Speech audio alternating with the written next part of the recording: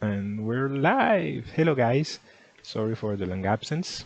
I have a lot of my plate right now, especially at work. So I have very long days. I can't play as much as I can, and obviously, I can't update this journey as much as I would have wanted to.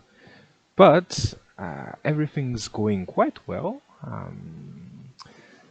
I have a few things I'd like to talk about. So I also apologize in advance for how poorly structured this video will be because I really don't have much time on my hands right now. Right now I'm stealing time. I should be doing something else, but yeah, things are a bit calmer right now, so I'm just doing it because I love it and I'd like to send an update to you guys about how it's going. Before jumping right into it, I'd like to give a shout out to two people that I really respect, Coach Curtis and Nathan Mutt. Thank you guys for your shout outs in the Broken by Concept podcast. I was just so happy. I didn't know what to make of myself when I watched it because it's just huge for me. I'm a huge fan, so thank you. Thank you for mentioning me. Thank you for all your advice or encouragement. It means a lot. Means a lot. So, first of all, time management. So, as I already said, my schedule is quite hectic right now. It's really an occasion for me to get better on time management, but that means I don't have a lot of time to devote to League and to devote to the analysis of my client. Just so you know, if you guys don't really know about it yet, I've embarked on a 600 game challenge, 600 game marathon. So it's a marathon, not a sprint. And the goal is to see how far I can go by applying the broken by concept mantras. If you mean by playing free blocks, focusing on improvements, not caring so much about LP and winning and all the stuff. So things are going, uh, emotionally speaking, things are going well. Things are going really well. I really feel good. I feel really proud about what I achieved, and yeah, what happened, LP speaking, because it's something interesting to watch. After 81 games out of the 600, after 81 games, the changes in my rank are not really massive. Like at the beginning of my climb, I think I was at the bottom tier of Iron Free, and right now I'm at the upper tier. Like I think when I started, I was at 10 LP Iron Free, and right now I'm at 91 LP Iron Free. So see, no drastic changes about the LP, but I really feel that I'm getting better, really. Because, first of all, I really feel that I'm dominating the matchups, and this never happened before. Like, I'm not dominating every game, but I feel that grasp over the game, over the pace of the game, over the antagonistic relationship towards the other jungler. I don't really know how to express it. I'll do my best here. It came by incremental, I don't know, incremental positive evolutions. And I think, as Coach Curtis said, and Nathan is also a big advocate of this, champ mastery is really the bedrock of everything. And I really believed in that, and I applied that, and it's so true. Like really, I chose for this challenge to play Trundle, and Before embarking on the challenge, I've already played like 60 or 70 normal games, I think, with Trundle. And I really felt good with the champ. I liked how simple the champ is, how impactful he can be in the early game, and I liked his strengths. I can split push with him, and I'm very strong in the duels. So I took all of these characteristics and kind of internalized them. And the Broken by Concept guys sometimes said you have to become your champ. And right now, I really feel like I'm becoming Trundle because as of today, I played 190 games of Trundle. That's a lot of games for me. And I've never played a champ that much before on the same role. And right now I know so much things about the champ and it has become muscle memory. Okay? Like one of the biggest weaknesses of Trundle is that he's really, really kiteable. So now I instinctively know when to back off and when a kiting champ is there because I have a small window to jump on him if I catch him by surprise. But if I can't make him really low on a very specific time frame, he will kill me. He will outkite me. He will flee and then kite me when I try to flee. So it has become muscle memory and it's just fascinating and it's an exhilarating feeling when you exactly know when to go in, when to back off, what the champ can do, when are you spreading yourself too thin, when it's incredible. So right now everything clicks like and so that's about the decision making process as Trundle, like which champs I just can't kill. Like I know that in the early game I have to leave Warwick alone. Like I just can't kill the guy because I tried 2 3 times on the on the fourth time, fourth game. I understand. Like he's stronger than me, so I have to beat him in another way. And right now, what I'm doing is like when I'm facing Warwick, I'm pathing the other way. So I'm avoiding him and I'm impacting the opposite lane. So it's just things like that. Like it's so freeing to know what to do as your champ and how far you can push. And I'd like to use an F1 analogy. Like a good driver is able to exploit the maximum potential of his car because he knows his car very, very well. So it doesn't break the engine, he doesn't take unnecessary risks, and he's not aiming at positions that he knows he can't reach because his car is limited. But he exploits, he squeezes out every percentage of performance possible, taking in account the characteristics of this car. And I feel that's what I should do as a league player. Like, know my champ so well that in every situation, I have an instinctive feeling about what to do and how far I can push things and when I can back off, and a, an innate understanding that is built through experience, an innate understanding about what the champ can achieve and what is just straight impossible for the champ. So that helped me win many, many games. It's yeah, so that's one point. Champion identity, guys, is the bedrock of everything because Right now, what's happening? Like I know the champ so well that it frees my mind to think about other parts of the game. Like I know how Chanticleers, I know where to go, and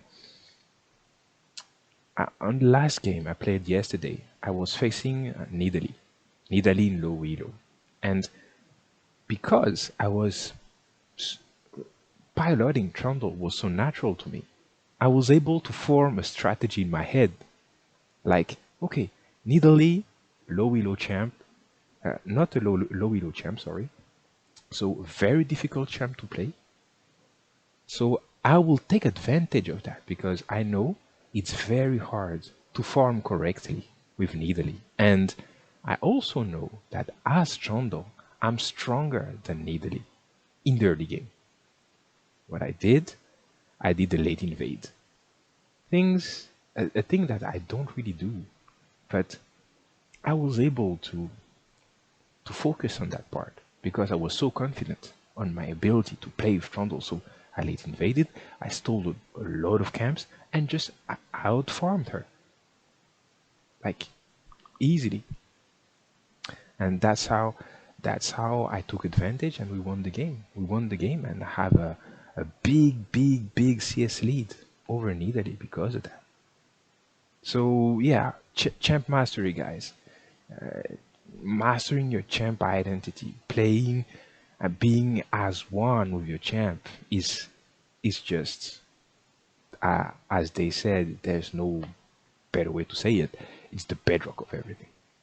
Okay, that was the first part. Second part, and it's a continuation of that point. Getting better at League for me is also learning how to close out games according to your champ's identity. Because uh, that's something I wasn't really able to do before. I didn't understand how to how to actually win games as my champ. And now I know. Now I know, and it's it's a reproducible process. Like right now, I know as Trondo and with the style I'm using with him, I have to carve out a significant lead, sorry, before the 20-minute mark. If I wasn't able to do that, my my probability of winning the game really decreases. So, because of that, during the 20 minutes, first 20 minutes of the game, I'm really striving to survive, to not give any kills on me to the other team. I'm trying to be proactive on the map, and when I'm against a champ that I know I can beat in the early duels, I brutalize them because I know if I don't do that, my probability of losing the game will drastically increase. So th- that's the first part of the strategy.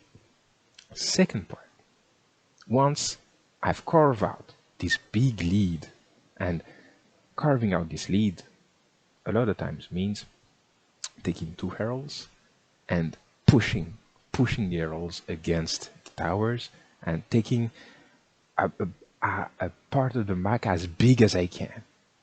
That's the first part. One, all of those things in place.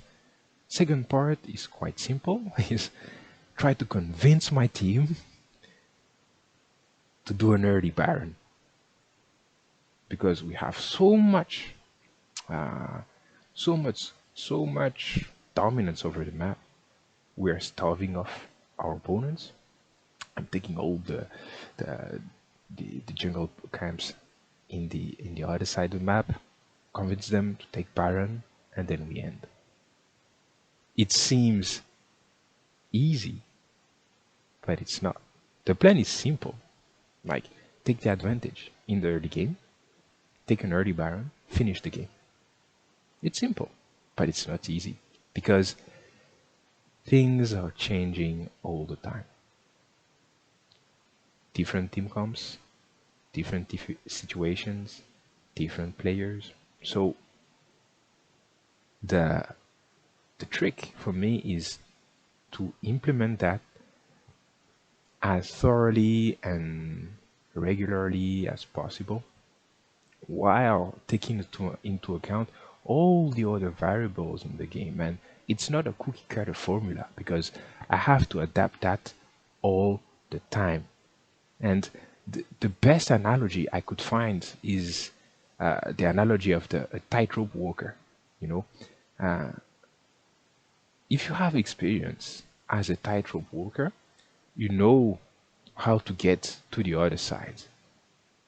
All right, you know how to keep your balance, but you can't say that because you did that tightrope walking stuff like 100 times, you won't fall on the 101 attempt because there will be external factors. Maybe you won't be feeling as well. Maybe there will be a bird that would fly by. So you know the path, but achieving the achieving the feat of tightrope walking, achieving this walk is never guaranteed. So every time you get on the rope, you have to balance things. You know how to do it, but you have to be careful. You have to to stay on the edge of your feet, if I can say, to, to achieve the traversing of the path. You already know, but it's never guaranteed. And in League, it's the same thing. Uh, there was a Broken by Concept podcast one day, and there was a guy that sent Curtis and Nathan a poem like every game, and that in the poem it was said every game is the same and every game is different, and it's so true because guys, every game is the same. It starts the same way. It usually ends the same way, like Nexus destroyed. Um, there's no really new champs that will come out of blue that you don't already know a little bit about. No very exploding mechanics, at least in a season between patches. So no, the basics of the game are the same. And still, every game is different. Because if every game was the same, there will be a cookie cutter formula that we could use again and again and again and again, and that's not the case because of patches, because of the the randomness of who you're matched with, who you're against, and stuff. So you have to adapt all the time. Be careful all the time. Be ready to innovate all the time. Yet sticking to the basics. So it's really a um, paradoxical situation. Like you have to stick to the basics, like form well, don't die, and also you have to be ready to innovate. Like versing Nidalee, I had to innovate. I never did late invades like that before, but the situation was asking for it, so I did it, and we won. And not to say that every time I'm doing the right thing or I think I'm doing the right thing, I win. No, that's not the case. But yeah, I just strive to take better decisions. And I know Nathan talks a lot about that. And guys, it's true. Especially as Trundle. Because what what I come to realize as Trundle is the champ is so basic. So basic that I can't afford to take bad decisions.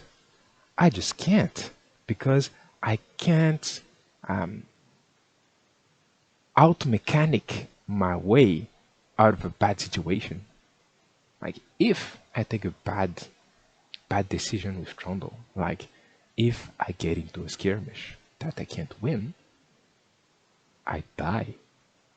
There's no escape tool. There's no real escape tool. There's no way to really outplay your opponent mechanically wise. The champ is so basic.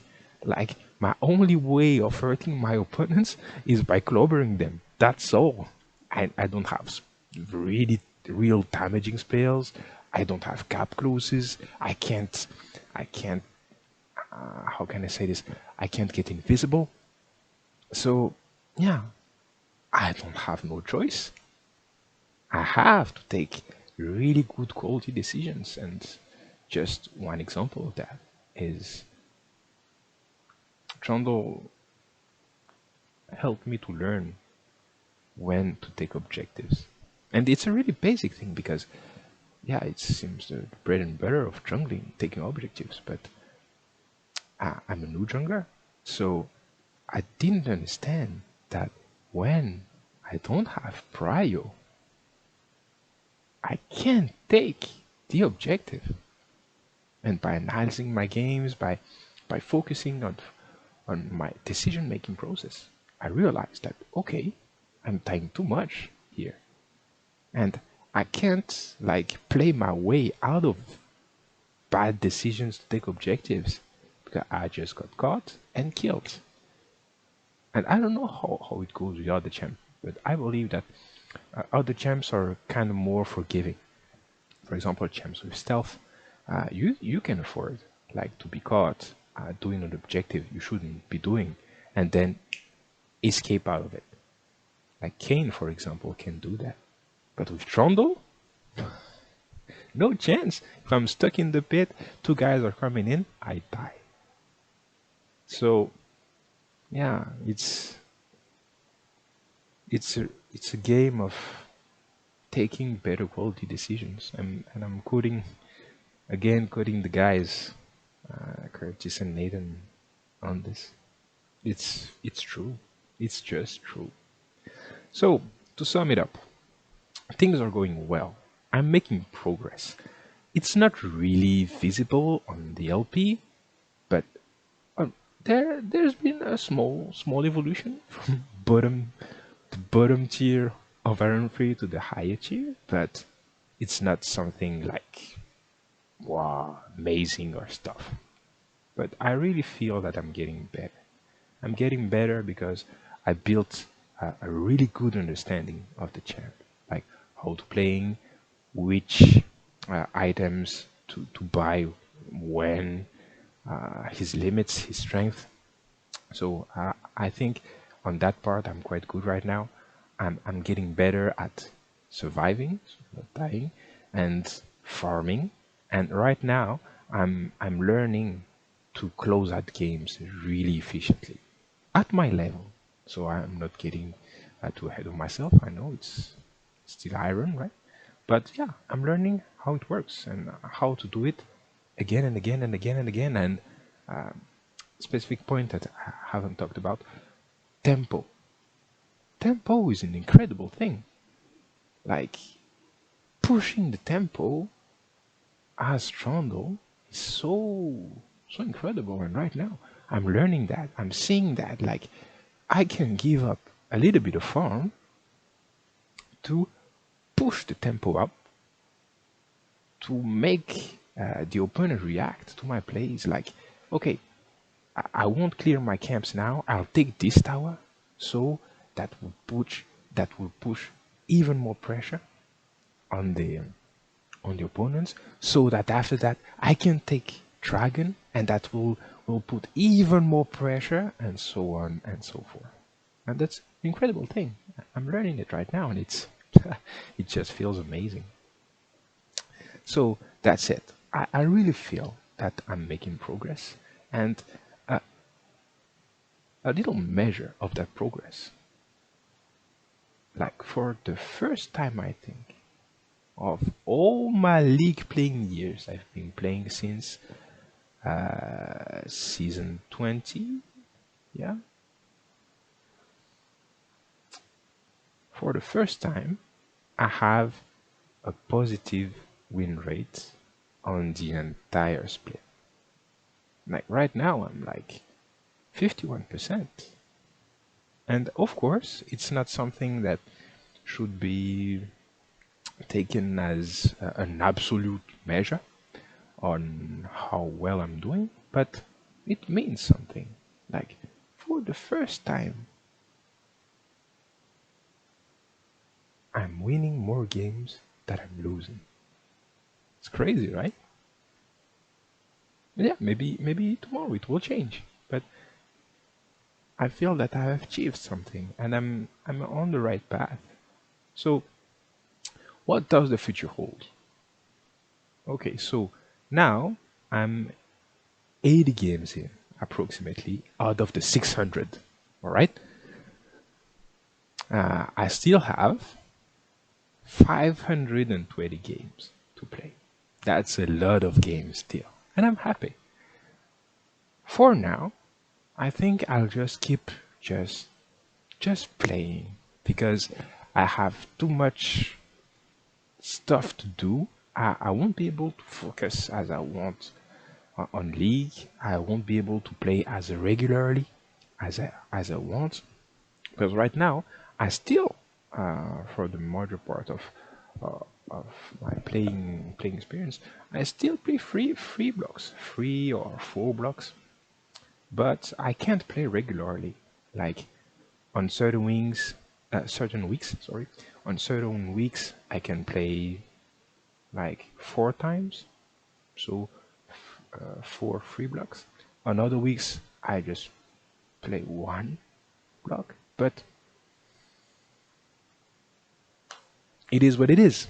I have a kind of busy life, but yeah, I want to keep going. So I just keep playing. I won't focus really hard on learning objectives.